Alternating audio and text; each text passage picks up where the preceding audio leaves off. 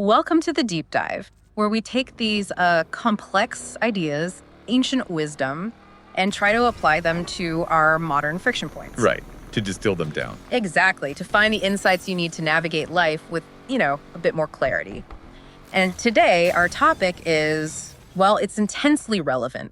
I think it's relevant to every commuter, every person who's ever been stuck in traffic. Oh, absolutely. Or anyone who has ever felt, just unjustly cheated by the universe over something small.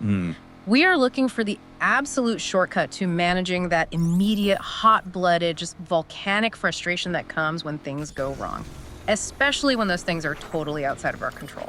And we are going straight to the source material to find that shortcut. Our whole focus today is on one foundational concept from ancient Stoicism. The dichotomy of control. The dichotomy of control. We are treating three of history's greatest minds. You've got Epictetus, the former slave-turned-teacher, Seneca, the statesman, and Marcus Aurelius, the philosopher-emperor. A heavy-hitting lineup. Right.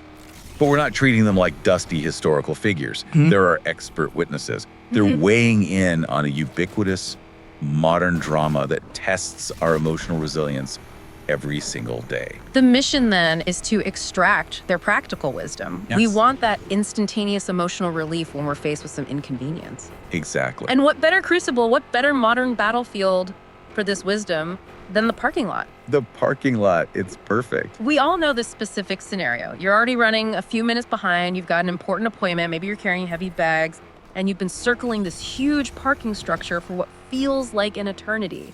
10 agonizing minutes. You can feel the clock ticking. And then you see it. Salvation, the perfect space. It's wide, it's right near the entrance, it's practically glowing with the promise of ease. So you flick on your signal, you slow right down, the anticipation is building.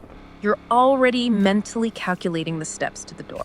And then, just without warning, a car speeds up from the other direction or zips out of another lane, cuts you right off, and just snatches that space right out from under you. Gone. The perfect space is gone. The theft is complete.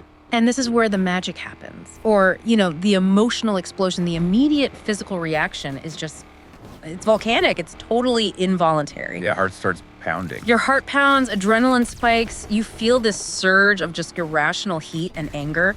Maybe you grip the steering wheel so hard your knuckles turn white. Or mutter a few choice words. A few choice words at the windshield, yeah. The feeling is intensely personal, right? It feels like something that was yours, something you earned through patience was just stolen. By a selfish, unethical stranger. Exactly. That intense, immediate, and, let's be honest, utterly disproportionate frustration over a non-essential external event. That is the Stoic starting point. That's the whole game right there. That's the whole game. The philosophers saw that our suffering is almost always self-inflicted, but it needs an external trigger. And this parking spot, this trivial piece of painted asphalt, it is the perfect modern lens to examine the dichotomy of control through. It's the test case. It is the perfect low-stakes test case for understanding exactly where our power truly ends and where the chaotic, indifferent world begins. And if you can master your mind in that moment of asphalt rage, then you can probably handle bigger things. you gain the skills to master your mind almost anywhere. A difficult boss, financial uncertainty, you name it. Okay, let's unpack this then, because that reaction we just described, the rage, that feeling of personal injury, it's 100% real. It feels real. It's visceral. It is. So we need to bring in our first expert, Epictetus, the man who gave the most, I think, rigorous explanation for why we suffer in the first place. We feel awful because we believe we deserve that spot. We believe the other driver did something morally wrong to us. So what's Epictetus's basic diagnosis here? Well, Epictetus's approach is fundamentally about survival and absolute self-reliance. Yes, remember, he was a former slave. Right. He knew a thing or two about having his life controlled by external forces, and he realized the only true escape from slavery is internal. So his teaching is rigorous. It's almost military in its discipline. He famously compared life to being a soldier. Vivere militaire. Exactly. A soldier whose primary duty, his only duty, is to guard his inner citadel. So what's the first order? What's the foundational command of that army? The foundational command is the most basic truth you have to master to get any kind of inner freedom. And it is distinguishing, absolutely, what is in our power from what is not in our power. That's it. The dichotomy of control. That's the whole thing. It's the ultimate firewall. Okay, so let's draw that hard line in the sand then. Where does Epictetus say our power actually lies? Our power lies exclusively within the realm of the self. And, what is that, really? It sounds kind of abstract. It does, but he's very specific. The things that are truly in our power are our thinking, our intentions, our desires, our aversions, basically our decisions. So my internal world. It's your internal world. These are the elements that let us control ourselves, to choose our response, and crucially, to live in conformity with nature, which for the Stoics just meant living rationally and virtuously. These things are inherently free.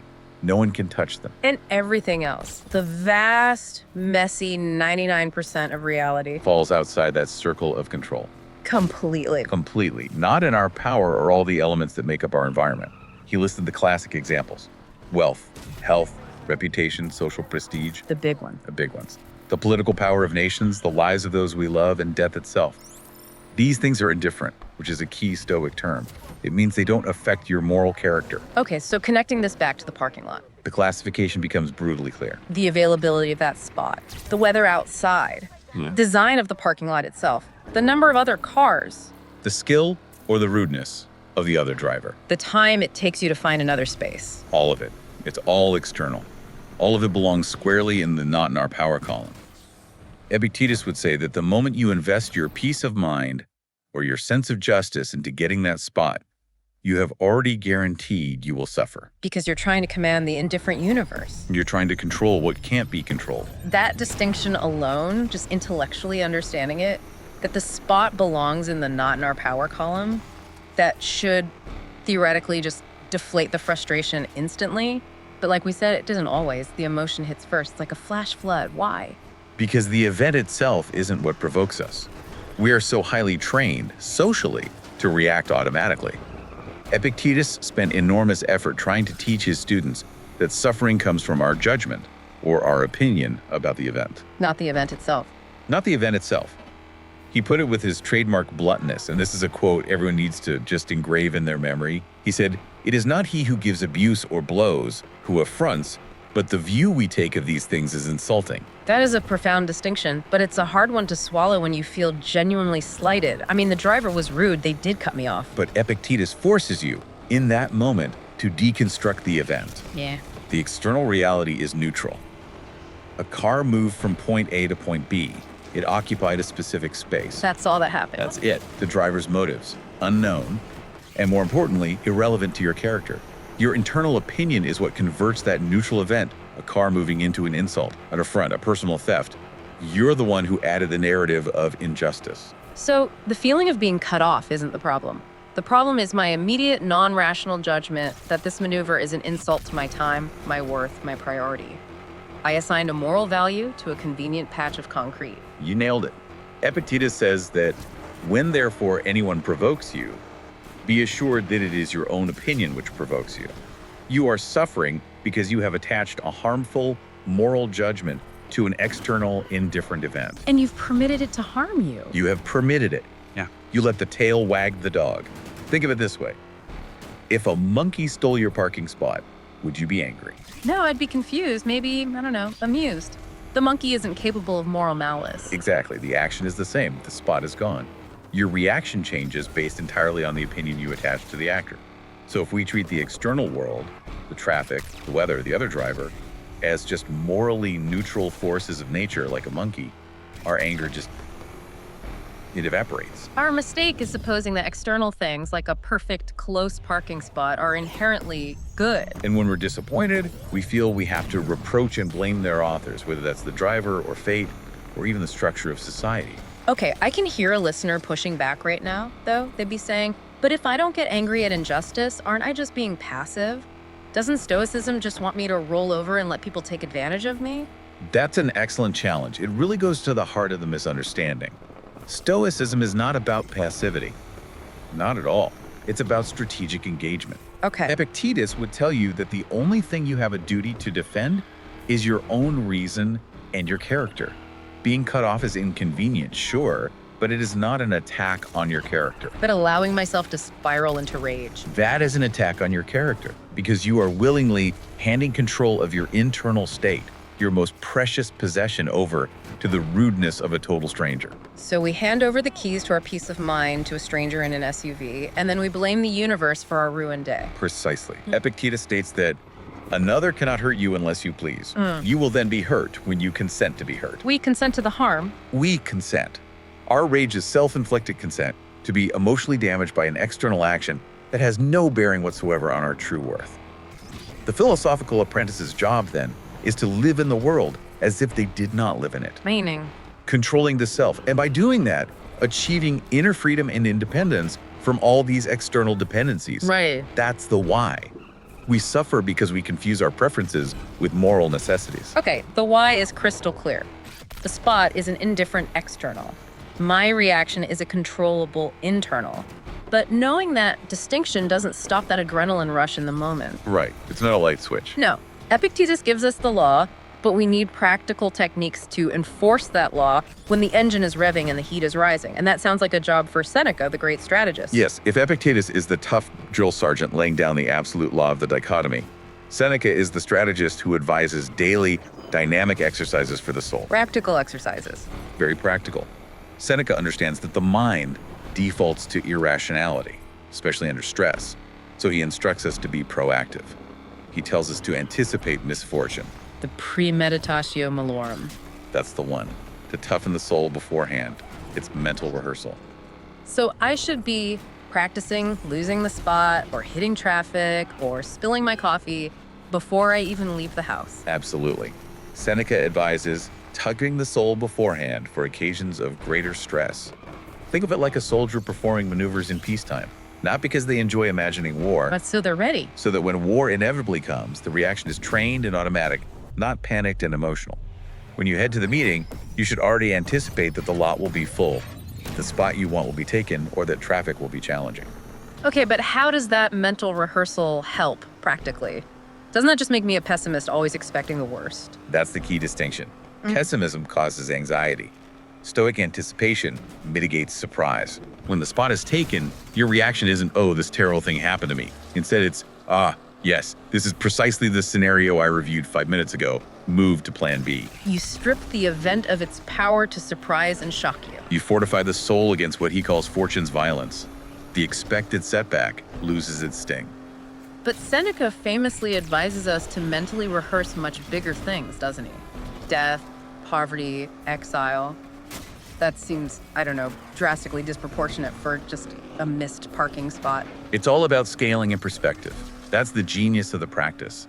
Seneca advises, let death and exile and all other things which appear terrible be daily before your eyes, but death chiefly. And you will never entertain an abject thought, nor too eagerly covet anything. So by thinking about the big things, If you regularly meditate on the inevitability of major misfortunes, losing loved ones, facing poverty, your own mortality, then the stress of finding a parking spot or a delayed flight or an unkind word, it just instantly fades into insignificance. it's a calibration tool. If I can handle the contemplation of my own death today, then missing a close spot is not an abject thought. It's not worthy of disrupting my emotional equilibrium. Precisely. You're putting the parking spot on the cosmic scale. And that brings us to what that immediate parking lot rage is actually made of. Right. It's often not just the lost convenience, it's that immediate cascade of anxiety and fear of future negative outcomes. I'm gonna be late. The furthest spots are messy. I'll get soaked in the rain. I'll miss the start of the presentation. That's the narrative, yeah. The spiral of what ifs that we just instantly generate. And that is the wreckage of imagination that Seneca warns us about. He notes explicitly that we are tormented more by things to come and by apprehension rather than things present. We suffer in imagination. Fear in these moments comes from rumor or guesswork, which is delivered over to guesswork and the irresponsible license of a frightened mind. We create these complex negative narratives instantly based on pure speculation. So I might be in my car, perfectly safe, dry and healthy, but I'm mentally suffering the consequences of a missed meeting and a long, wet walk, none of which has happened yet. We are suffering before it is necessary. Yes. And Seneca gives us a brilliant, real-time diagnostic tool for that anxiety. He gives us the fundamental rule for managing suffering. We are tormented either by things present, or by things to come, or by both. He challenges you to inventory the suffering. In the moment you are cut off, what is presently tormenting you. Inventorying the present. Okay. Right now, in the car, my body is safe, my health is sound, my freedom is intact, the present is totally fine. The only thing that is not fine relates purely to something that is still to come. The delay entry, the extra walk, the possibility of rain. So if the present is fine, Seneca asks, why allow the highly uncertain guesswork of the future to disrupt your composure right now? That's a powerful pause. It breaks the cycle of fear. It forces you to realize that 90% of your current emotional pain is just manufactured anticipation. It's not a real threat. And if we fail to apply this discipline, we enter that cycle of blaming the external world for our internal failure. Seneca describes how people often blame external circumstances for their frustration. They say things like, I am not self-seeking, but one cannot live at Rome in any other way. Trying to justify their poor character by blaming the pressure of the city or the culture. And we do this all the time. In the parking lot, we blame the traffic, the terrible city planning, the city council. Or the other driver's moral character. We say, if only people weren't so rude, I wouldn't have to be this angry. And Seneca just reminds us that this reveals the inner rot, not the external hardship. He insists, the evil that afflicts us is not external, it is within us, situated in our very vitals. Wow. Our inability to handle the inconvenience of traffic or the rudeness of another driver simply proves that we have an inner disease, an inability to manage our desires and expectations. And that inability is far worse than missing the spot. So blaming the external world is just a distraction from the real work of healing the self. It's an indictment. If I lose my temper over a minor inconvenience, it doesn't prove the world is unfair. It proves my psychological constitution is fragile. And that fragility is what gives fortune or chance power over you. And Seneca gives us the proactive tool of anticipation. By expecting setbacks, we rob them of their shock value. By inventorying the present, we minimize the specular suffering of the future. So we've moved from Epictetus's rigid law of control to Seneca's practical application of psychological prep. But what happens if we've prepared, we know the law, and yet the rage still manages to sneak past our defenses? That's when we turn to the emperor. Right. That's the critical moment. The rage has struck. We're sitting there, red-faced, gripping the wheel, having failed the anticipation exercise. We are now in a real-time emotional emergency. What does the emperor Marcus Aurelius, a man who had the literal weight of the Roman world on his shoulders, what does he tell himself in that exact moment of intense, blinding frustration? How does he practically reframe that anger before it consumes him? Marcus Aurelius, writing his meditations as a diary just to himself, he provides a series of immediate internal techniques for dissolution. Dissolution. For shrinking the problem until it disappears into irrelevance. The first and most famous technique is the view from above. It's often tied to the philosophical concept of cosmopolitanism, or being a citizen of the cosmos. Okay, how does he advise we apply this abstract view to a concrete, frustrating event like a stolen parking spot? He encourages himself ever to make a particular description and delineation, as it were, of every object that presents itself to thy mind, that thou mayest wholly and thoroughly contemplate it in its own proper nature, bare and naked. Strip it bare. Ruthlessly strip the object of your desire or anger down to its essential physical components. You have to remove all your emotional projections. Okay, let's model that right now. For the listener who is stuck in that moment, strip the parking spot bare. All right. The parking spot, devoid of our urgent desires, is nothing more than a specific rectangle of painted asphalt. It's bounded by other cars. It's subject to gravity and chance. Its true nature is neutral. It possesses zero inherent goodness or badness. It is merely a temporary patch of earth. The car that took it. Just metal and rubber. The driver is just another human consciousness, likely acting from ignorance or momentary selfishness, not malice designed specifically for you. The moment you reduce it to its physical reality, the emotional investment just starts to drain away. It stops being a symbol of my failure or the other driver's injustice, and it just becomes physics. Exactly. And Marcus Aurelius then immediately shifts to the cosmic view. He realizes that the place where he liveth is but a very little corner of the earth. The few seconds of inconvenience this parking spot causes in the grand scheme of the universe are less than nothing. It's a rounding error. Time, space, the sheer number of events that preceded and will follow this moment. They reduce the parking spot to a mathematical zero. When you zoom out to the vastness of the universe, the entirety of time and space, the fact that some stranger parked 8 feet closer to a door than you did is literally an absurdity. It's too small to even register. And that realization is what he called true magnanimity. By consciously contemplating the vastness of the universe, the parking spot which represents this minute point of desire, is instantly minimized. You're trading a vast rational truth for a tiny, irrational, self-centered frustration. Magnanimity here essentially means having a soul big enough that a small slight doesn't even register on your emotional radar. So that's the external reframing. But Marcus Aurelius' second great technique is about internal defense protecting what he called the ruling part. Yes. He reminds himself that the moment we lash out or descend into spiteful anger, we have lost the battle for our most precious possession. Our reason. Our reason. He instructs himself not to suffer his ruling part, his hegemonicon, his rational faculty, to be brought in subjection and to become slavish to unreasonable and unsociable lusts and motions. The lust here isn't a physical craving. It's that intense, irrational craving for that specific spot, and the rage when it's denied. Absolutely. When we allow ourselves to rage over a piece of asphalt, we are allowing a trivial external event to enslave our rational core. We have willingly put the driver who stole the spot in command of our inner life. So the goal is for the reason to be sovereign. Sovereign and constant. The emotional response is the slave. Reason must be the master. The fight isn't against the other driver. The fight is against my own weakness. The goal is to maintain the freedom of my own mind from external tyranny. It's entirely internal. Completely. If you lose your composure, you become a slave to circumstance. The goal is to hold out firm and constant, to keep within the compass of true moderation and sobriety in either state, whether you get the spot or you don't. That is proper to a person who has attained a perfect and invincible soul. And the parking lot incident is just an opportunity to demonstrate that invincibility. It's a training ground. That brings us to maybe the hardest part of the equation when we're in the car. How we regard the offending driver. It's easy to dismiss the spot as asphalt, but it's much harder to dismiss the person we perceive as malicious or intentionally rude. This is where Marcus Aurelius integrates ethics with the dichotomy, which is a necessary step for applied Stoicism. He constantly reminds himself to view humanity as a cohesive system. A single organism. We are all fellow workers, he writes, as the feet, the hands, and the eyelids. For men to be in opposition, for them to fight over trivial external things, is against nature. But I want justice. I want them to recognize their error.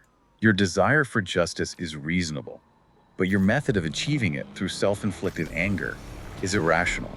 Marcus Aurelius reminds you that the driver who stole the spot is your kinsman. Not by blood. Not by blood, but by participation of the same reason and of the same divine particle. Being angry or chafing at this kinsman is opposing the natural order of shared humanity. But what if they were genuinely acting maliciously? Even then, they acted through ignorance of what is truly good and truly bad. Epictetus taught this too. All wrongdoing stems from ignorance. The driver believes getting the spot quickly is a good thing worth sacrificing courteous behavior for. They're just misguided. They're misguided, not necessarily evil. By applying reason and recognizing our shared human nature, we realize their external action cannot truly hurt us because it is not in their power to make us incur anything truly reproachful. Only your reaction can hurt you. So Marcus Aurelius gives us the ultimate internal checklist for that red-hot moment. Is this worth enslaving my reason? Is this worth opposing the entire natural, interconnected order of human fellowship? The answer, when you strip it bare, is always no. The slight is a temporary event. My moral character is permanent. Okay, so we've built a formidable mental defense. Epictetus showed us the unshakable truth of the battle lines, what's controllable and what isn't. Seneca equipped us with foresight and mental rehearsal to preempt the stress. Marcus Aurelius provided the reframing techniques, giving us that aerial view and the ethical reminder in the moment. Now, what is the ultimate payoff for successfully applying this dichotomy, not just once in a parking lot, but consistently across our lives? The ultimate payoff, according to all three of them, is freedom. And this is not the freedom guaranteed by governments. This is sovereign, internal freedom. Seneca defined it as not being a slave to any circumstance, to any constraint, to any chance. True, unassailable independence. That's it. So by training ourselves not to care about the external spot or the external rude comment or the external career setback, we declare our independence from that specific circumstance. Exactly. You are sending a clear message to Fortune, who governs the availability of spaces and resources, that her power will be not over your mind. If you are indifferent to the outcome of indifferent things, you cannot be enslaved by them. And if you cannot be enslaved, you are free. You're free. The ultimate freedom is realizing that whether you have to walk 10 feet or 100 yards, or whether you win or lose a contract, Your true well-being remains untouched. This sounds like the wise man's true work is not achieving outcomes then, but perfecting his inner reaction to those inevitable outcomes, the process, not the product. That is the entire point. The wise man's true work is demonstrated by the manner in which he handles the indifferent things. Seneca uses this profound analogy of a pilot. Ah, yes. He says a pilot may be harmed as a passenger by a storm because his physical body is affected, but he's not harmed as a pilot because the storm may even exhibit the art. I love that. The storm tests the pilot's skill, which is his true virtue. So how does this apply to us in the parking lot or in life? When you miss the spot, you are harmed only as a passenger. You suffer the inconvenience of walking further. But the event provides a perfect opportunity to practice your true art, wisdom, patience, inner mastery as a pilot of your own soul. So the event itself is not a catastrophe. It's a test of my inner constitution. A rigorous test. The highest goal is not to achieve the ideal outcome, getting the perfect spot, but to practice virtue in the face of the contrary outcome. So if a pilot of the soul loses their temper, they have failed their art, even if they eventually find a closer spot. Precisely. The outcome is irrelevant. What matters is the quality of your character displayed during the adversity. This is why Seneca emphasizes consistency as the proof of progress. He says, when you would find out whether you have accomplished anything, consider whether you desire the same things today that you desired yesterday. If you still crave externals, like that parking spot or temporary prestige with this intense emotional dependency, you haven't made progress. You haven't. And if you successfully apply the dichotomy, you achieve a state where you have also respect for yourself, because your actions are governed by your own reason, not by the random, unpredictable actions of others. And that stability means your stature is fixed. Virtue, Seneca noted, is like the stars in the heavens. It is not something that can be strained tighter or loosened. It's not brought down to a lower plane by external violence. If you know it's truly in your control, you have built an inner architecture that cannot be threatened by traffic or rude drivers. And what about those things we think are possessions? Wealth, reputation, professional accolades, they feel like the ultimate external parking spots that everyone chases. Seneca is utterly dismissive of them. He describes them as things that are valuable in our opinion, but worthless when rated at its real value. They hold no grandeur to enthrall our minds, except that we have become accustomed to marvel at them. You're desired because they've been praised by others. And the public error goes on creating error on the part of individuals. The dichotomy forces us to challenge this error and focus entirely on our ruling part, which is internal. So if I tie my happiness to landing the perfect job, I am setting myself up for the exact same frustration as tying my happiness to the perfect parking spot. I'm outsourcing my emotional well-being to chance. You're handing control to chance, and you are also investing precious time and energy into the wrong ledger. Seneca reminds us, nothing, Lucilius, is ours except time. That's powerful. If we stop squandering that precious commodity time and emotional energy on craving externals, we invest in the only thing that is truly ours, the management of our own mind. That is the debt of goodness we owe ourselves. The ultimate freedom, then, is that self-sufficiency, being content with little, even the inconvenience of a long walk, or, as he says, coarse bread and water, means that you are independent of external supplies. Indeed. When Epictetus advises that we live in conformity with nature, that is the ultimate freedom. The reward for training your mind to be content with little is that you can truly compete in happiness with Jupiter himself. Because Jupiter, in his perfection, craves nothing. And when we crave nothing, the external world has no leverage over us. The battle for the perfect parking spot is, in essence, the battle for our own divinity. And this consistency provides armor against the world's chaos.